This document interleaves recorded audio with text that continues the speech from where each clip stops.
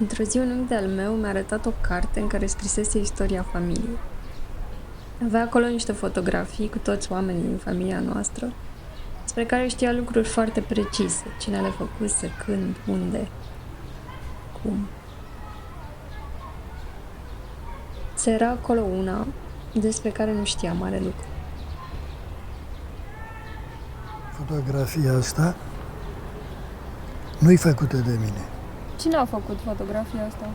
Fotografia asta e făcută, dacă mi-ai adusă. Asta e făcută În ce an e făcută?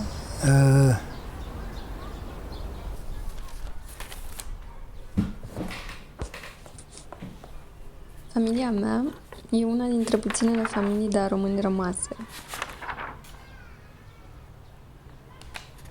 Românii au trăit dintotdeauna răsfirați prin Balcani. N-au o țară lor, dar au un trecut glorios. Răsfoind cărți despre ei, găsesc fotografii vechi. Aproape toate fotografiile au aceeași semnătură.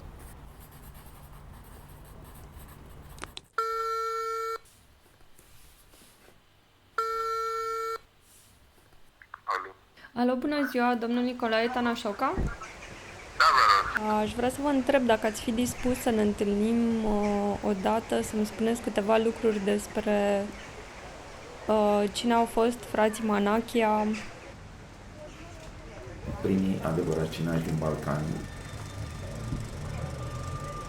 It's easy for Lumière or I don't know, Edison, if you are live and work in France at the very beginning of the 20th century. It's easy to buy the camera and shoot. But here in the Balkan, in Ottoman Balkan,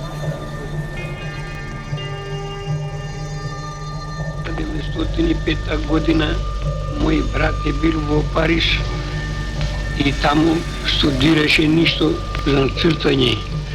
Posle, koga vidi tamo 1905 godina, vidi zašto ima aparat za snimanje, to je kako i fotograf go kupi aparat od Francije i go donese v Bitul. Baš nemaše v Pariz, se ojde čak v London. От Лондон го донесе апаратот. Беше мало забранjeno такви работи да има од турско време. Ама због го донесе тој без да знава луѓето и царина турска што е било. И било почнаме да снимаме со филмов